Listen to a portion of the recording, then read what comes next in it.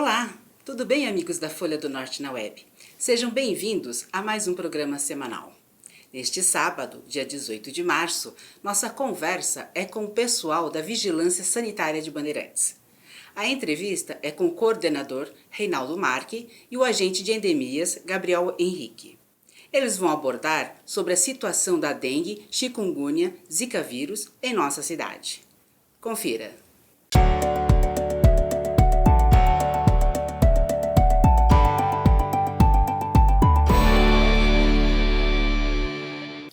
Amigos do Folha do Norte na Web, hoje nós vamos entrevistar o Reinaldo, que é chefe da Vigilância Sanitária, e o Gabriel Henrique, que é agente de endemias, e eles vão falar pra gente a respeito do aumento do número de casos de dengue aqui no município.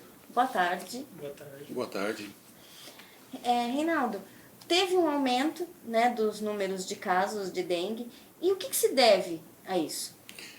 Nós temos que considerar que nós estamos num período de bastante chuva, né? E isso é um fator favorável. Então, chuva combinado com o calor, né, o período de inverno, isso daí é favorável para o desenvolvimento, né, e plena atividade dos mosquitos, reprodução, e para a reprodução ele necessita de alimentos, que é o sangue, né, o sangue humano. Então a fêmea do mosquito sai em busca desse alimento e acaba transmitindo a dengue nesse processo que a gente chama de repasto sanguíneo, né, que é o ato dela sugar o sangue do ser humano.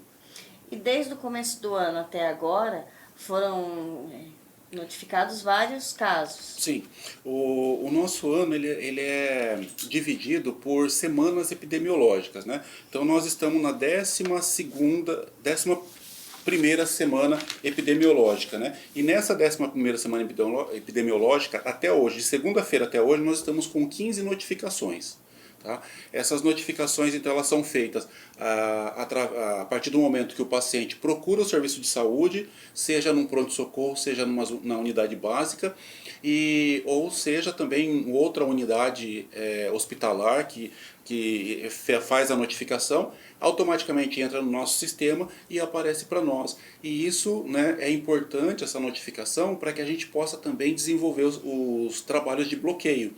Que nós temos aí duas modalidades de bloqueio, que é o bloqueio mecânico, onde os agentes de endemias pegam o endereço daquela localidade e faz uma busca em torno da residência da pessoa que foi notificada, e depois a outra equipe, né, que faz o bloqueio químico com a bomba de veneno costal, vai detetizar toda aquela região também, para poder matar os mosquitos alados, né, que são os mosquitos adultos, e que esses já estão na fase de transmissão do vírus da dengue. E todas as pessoas infectadas, elas apresentam sintomas? A maioria delas, não são todas. Algumas apresentam sintomas bastante leves, muito discreto, que às vezes até passa meio que despercebidos, né? Algumas pessoas apresentam às vezes uma dor no corpo, uma indisposição, né? E acaba muitas vezes ignorando esses sintomas aí, nem procura atendimento médico. Aí tem aquelas que apresentam os quadros, né, de moderado a grave, e aí acaba tendo que buscar o atendimento. No caso grave seria aquela dengue que às vezes deixa a pessoa assim, num grau de comprometimento maior, que acaba necessitando de internação. Não necessariamente a dengue hemorrágica. E tem algum remédio que a pessoa pode tomar? Então, remédio específico, só o profissional médico é que pode estar prescrevendo. Tá? Então, assim, apresentou sintomas, procura a unidade básica ou procura o pronto-socorro, o médico que estiver atendendo vai passar qual vai ser o melhor tratamento que essa pessoa vai ter que fazer. Gabriel, e como são as casas que vocês estão visitando? O que vocês encontram nas casas? Então, todo local que pode acumular água é passível de ter larva, né? A gente está tendo bastante problema ultimamente, inclusive de acordo com o último levantamento que a gente fez, com pratinhos de planta, porque por conta do acúmulo de água, né, a quantidade de larva que a gente acha nele está alta. Latão, que o pessoal armazena água para lavar o quintal depois, a gente teve um problema bastante alto com esse tipo de latão. Quase todas as casas que tinham locais que as pessoas guardavam água para lavar o quintal depois, tinha larva. Por conta muito da pessoa não acabar vedando esse latão nesse local, porque se a pessoa deixa uma telinha, um negócio ali que vai impedir o mosquito de entrar, às vezes acaba, né, não tendo larva, mas a maioria, uma porcentagem, uns 90% das residências que tinham esses latões com água tinham larvas. E baldes em geral, assim, no quintal, pneu, a gente achou larva em pneu bastante. Mas do mais é isso, tipo, as maiorias das residências tem. Pote de água de PET, A acontece gente ou encontra não? bastante em potinho de água de galinha, em galinheiro. A gente já encontrou. Nesse último Lira, eu não sei se algum a gente encontrou, mas em alguns bloqueios que a gente faz, como o Reinaldo explicou, quando tem caso de dengue, a gente já chegou a encontrar, inclusive esses dias nós fizemos um bloqueio que tinha larva num recipiente de água para galinha. De cachorro, eu particularmente nunca encontrei, mas já teve um amigo meu que encontrou também. Mas é mais raro de acontecer. O problema maior, assim, das últimas vezes estava sendo os latões de água que o pessoal armazena. O que a família tem que fazer quando encontra a larva em casa? Olha, o correto seria fazer o descarte, né? Vamos supor que a pessoa está na residência dela, acaba encontrando, né? Às vezes acontece quintal grande, muito material lá, encontra a larva. O correto seria ela estar descartando, e se for um recipiente que ela vai voltar a utilizar, vamos supor que ela tem um balde, alguma coisa, é higienizar esse balde. Um detergente, buchinha mesmo, tá limpando o local, principalmente um latão, alguma coisa que ela deixa no quintal.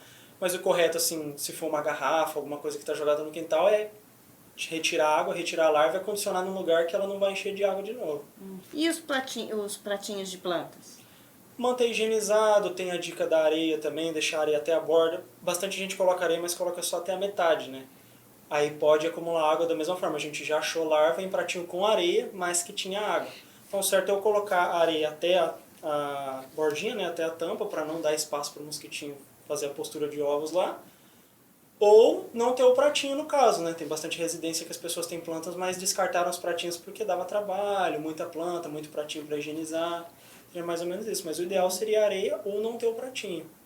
Reinaldo, foi aprovada agora a vacina, né, contra a dengue. Vocês, como chefe da vigilância, têm alguma informação sobre essa vacina? A informação que nós temos até agora é só essas que foram mesmo transmitidas através das mídias aí, né? A vacina vai ser disponibilizada, mas por enquanto não chegou nada para nós, nem para o departamento de vacinação, né? O departamento responsável pela vacinação. Conversei com a chefe lá do departamento, a Carla, e ela disse que por enquanto não, ela está aguardando também o repasse das informações pelo Ministério da Saúde e a Secretaria de Estado de Saúde. Mas por enquanto não temos nada ainda. Na dengue, nós temos 4 sorotipos diferentes, 4 tipos de vírus diferentes que causa dengue, né? Então, muita gente já ouviu falar, o tipo de dengue 1, 2, 3 e 4. Aqui em Bandeirantes, nós estamos tendo a circulação do sorotipo 2. E o sorotipo 2, como ele teve aquela alta taxa de infecção em 2021, praticamente, o pessoal teve já muito contato com ele, então muitas pessoas já adquiriram imunidade contra esse sorotipo. Tá? Fazendo assim com que a gente ainda, apesar de toda a situação, nós hoje, classificado no estado, nós estamos em nível de alerta laranja, né, para epidemia, ou seja, nós não estamos em epidemia, mas existe o risco. Né? Existe aqueles municípios que já estão ali beirando uma epidemia, e que estão no nível vermelho, né? E aqueles municípios que já estão em epidemias, né? Que é o caso de alguns vizinhos nossos aqui na região. O agente de endemias, ele é contratado para fazer esse trabalho de vistoria nos quintais, porém, eles têm uma meta para ser cumprida. Tá? O agente de endemias que passou hoje na casa de um morador, ele só vai retornar daqui a 2 meses. A não ser que nesse período esse morador ele pegue dengue. Aí a gente vai voltar a refazer o trabalho lá de novo nessa região. Mas caso contrário, só daqui 2 meses. É o período que dura um ciclo de trabalho deles. Eles têm que cuidar, cada agente de endemias, eles têm sobre responsabilidade em torno de 800 a 1.000 imóveis. Né? E esses imóveis eles têm que ser vistoriados nesse período. Aí a gente entra nessa situação onde a gente tem um mosquito que ele, além de transmitir a dengue, ele transmite outras doenças. Nós temos também que prestar atenção, que está sendo bastante divulgado aí, um país aqui vizinho do Brasil e que faz fronteira direto com o Paraná, o Paraguai, está numa epidemia muito intensa de chikungunya. Tá? Lá praticamente não tem dengue, é só chikungunya mesmo, e esses casos já começaram a refletir no Brasil.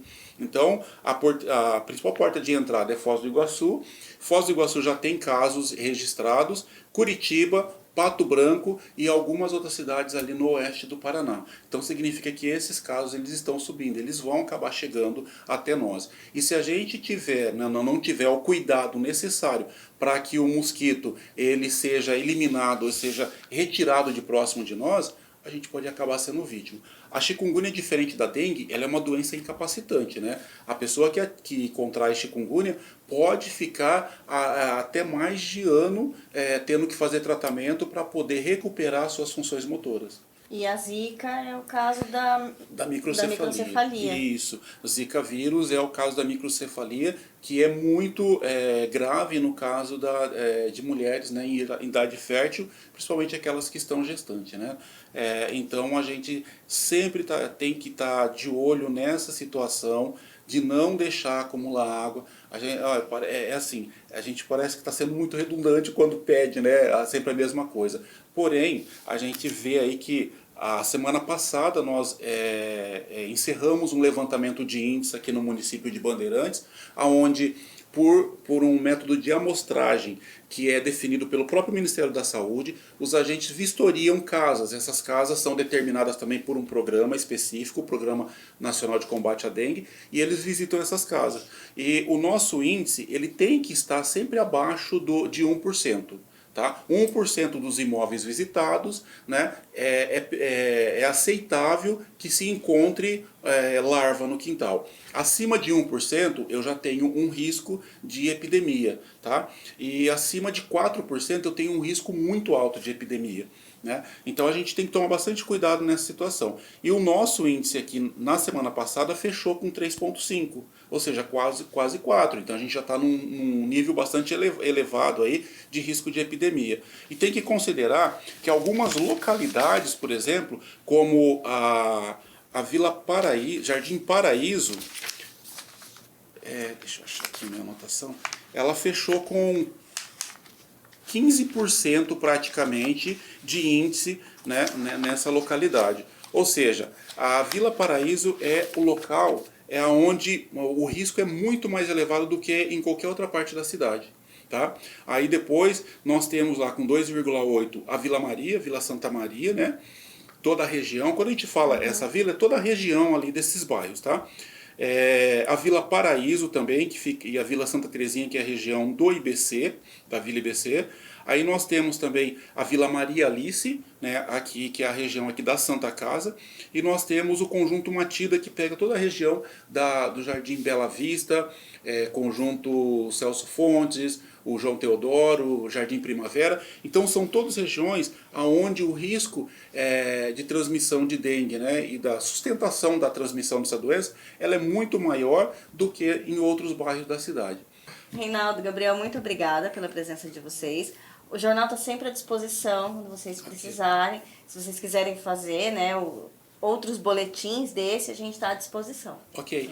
A gente fica grato também por isso, porque para a gente é importante. É um trabalho assim de divulgação, né, que a gente precisa estar sempre informando a nossa população. E sempre que formos convidados também, a gente estaremos aqui. Muito obrigada. Quem quiser ver essa e outras entrevistas, é só acessar as nossas redes sociais ou o nosso canal no YouTube. Muito obrigada.